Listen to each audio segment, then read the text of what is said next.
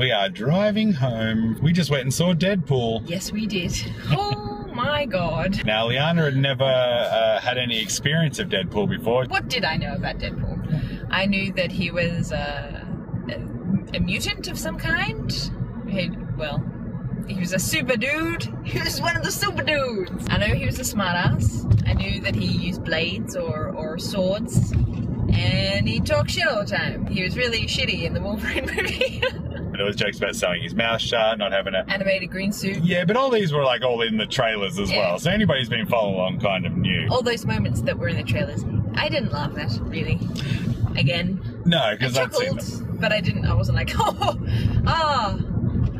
that good old joke I heard before in the trailer. It was so good the second time. Yeah, it wasn't that good the second time. It's an R-rated action comedy. I love an R-rated action comedy. You don't see them often enough anymore. You really don't. It's really there something. Was Boobs. Well, it's something of like the 80s, like late 80s, early 90s R-rated or, you know, at least adult action movies is that you don't see them anymore. You don't see a Riggs and Murtaugh anymore. You don't see John McClane. Like, even though, like, there's new Die Hard movies, anybody who's watched them will probably agree they're not real John McClane Die Hard movies because they're all watered down. He couldn't even say yippee-ki-yay, motherfucker, in the fourth one. And that's his catchphrase. That's his catchphrase. If you want to miss the spoilers, just skip to this part of the video. Cool. So, straight away, starts off great. No real opening titles to speak of. Well, they were opening titles. Well, they were, but they didn't tell you who made the movie. The whole movie was a real dig at how serious fans take these superhero movies. Well, how serious executives. Yep. Companies. Yep.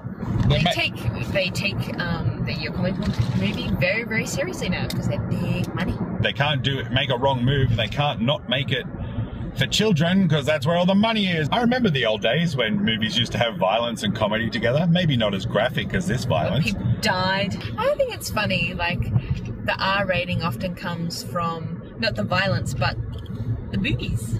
Yeah, and there were some sex scenes and boobies. There was full frontal nudity in this movie. I think the last time I saw a vagina in a studio release was probably Basic Instinct. Not Red Bush. Oh, okay, yeah. I guess Julianne Moore does get her bush out as often as she possibly can. Love Julianne Moore's Red Bush. Woo! Ryan Reynolds, absolutely great. And I'd kind of given up on Ryan Reynolds. I used to love him in Two Guys, a Girl, and a Pizza Place. And then Waiting, I really liked him in. And the character in this reminded me of what was great about Ryan Reynolds a decade ago, which was when they started making this movie. So it kind of makes sense. Do you remember? Was it Van Wilder, Party Liaison? Oh, I do. Yeah, it's stupid, but watchable and funny. I thought it was funny at the time. Is that the one with the dog's balls? That's the one where they jerk off the dog into eclairs and make the guys eat them. Yeah. Yeah. Let's go through the storyline really quickly. He's a ex-military, very well-trained mercenary who had a change of heart and started stopping bad guys in the community, I guess is the way to go. He falls in love with a hooker, or stripper, prostitute. Played by Marina Baccarin. So for all of those people who used to watch Firefly and wondered whether Inara was ever going to get her tits out, if you haven't seen Homeland, this is the movie for you. You should compliment her on her very nice breasts. She does have nice breasts. Yes, she does. Good idea, Marina. Way to grow a pair of tits. She's not. Oh, we shouldn't talk about her body. Well, it doesn't matter. She was great in it. She had just as much character as Ryan Reynolds did. She seemed like they had a real relationship. She seemed like a real character. He finds out that he has horrible, horrible cancer. And a mysterious man shows up and says he can fix him and make him better and turn him into a superhero. From Galaxy Quest. Wade Wilson, Ryan Reynolds' character, is basically taken to an underground medical facility that's dirty as shit and tortured by a supervillain until he becomes a mutant. Even in the credits it said that the writers, they didn't say who they were, they just said the writers are the true heroes of the movie, and it's true. No fat on that movie at all. It does not stop. It just doesn't let up. It's violent, it's fast-paced, it's funny as hell. I'm trying to work out who the perfect audience would be, and all I keep coming up with is you and me. But there were other people in the audience who absolutely loved it. I'm not going to say it's a 10 out of 10. I'm going to give it a solid 8.5 out of 10. 8.5 isn't a solid anything. I'm going to give it a 9 out of 10. I really enjoyed it. I enjoyed the violence. It was, I don't know, it was unexpectedly creative violence, which was what made me giggle. Especially with that guy who was like still attached to the car. Spoilers. Whatever, we've already said it. Go see the movie. The guy who's still attached to the car, and then he's like being flung around like a fucking rag doll, and then like splat, and then being shot right up Main Street. But I didn't want to spend the whole time talking about the violence in it. The touching moments that were in this movie were actually touching, and if I wasn't so embarrassed to cry in front of all these fucking comic book nerds behind me, I probably would have.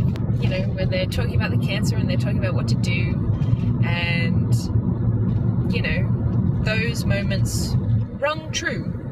Like, for, you know, myself being in a marriage, and if something like that, something awful like that was gonna happen, yeah, apart from going out and, you know, if Kris got cancer and then decided, no, I'm gonna leave you and go and join the super dudes. This review took a fucking dark turn. Or vice versa. If I got cancer, I probably wouldn't go out and try and join the super dudes. I'd probably die. Great upbeat review, everybody. Just cut all this out. Just cut it all out. Deadpool. It was really good. It was violent. It was heartfelt. It was sad. It was good. You should see it if you're a nerd, or if you're not a nerd. You know, I don't think a lot of people are going to feel the sadness in it as deeply as you have. But we're sensitive people. I'm very sensitive. You cried at the fucking KFC ad that came on before the movie. I did not cry at the KFC ad. All I said was after the KFC ad, fuck you, KFC. There is a KFC ad where this guy rescues a puppy from a storm drain on a rainy night, and there's a storm, and he's like out there, and it's like this work site, and then he raises the puppy, and the puppy helps him build houses. And at the end, he shares his chicken burger with the dog. Yes. Oh my god, that was so awful. If they had one more scene in there of the dog dying, and that guy commemorates his memory of his dog by eating a KFC chicken burger, I would have busted KFC's face. She didn't hold back. As soon as that trailer finished, Liana goes, "Fuck you, KFC," and everybody cracked up laughing. Some people don't enjoy profanity as much as I do. Well, then they wouldn't have enjoyed Deadpool. They probably wouldn't. That's true. Know your audience. That's it. You fucking nailed it. What Deadpool did better than any other superhero movie that's come out is it really, really knew its audience. If you are interested in seeing this movie, you should see it because you'll enjoy it. Yes. Because it's made for you. Yes. We've been talking the whole way home, and we're home now. Now it's dark. I'm Kris. I'm Liana. We're TwoWrights. I hope you liked our weird little review. Cool. And we'll see you next time. Bye. Bye.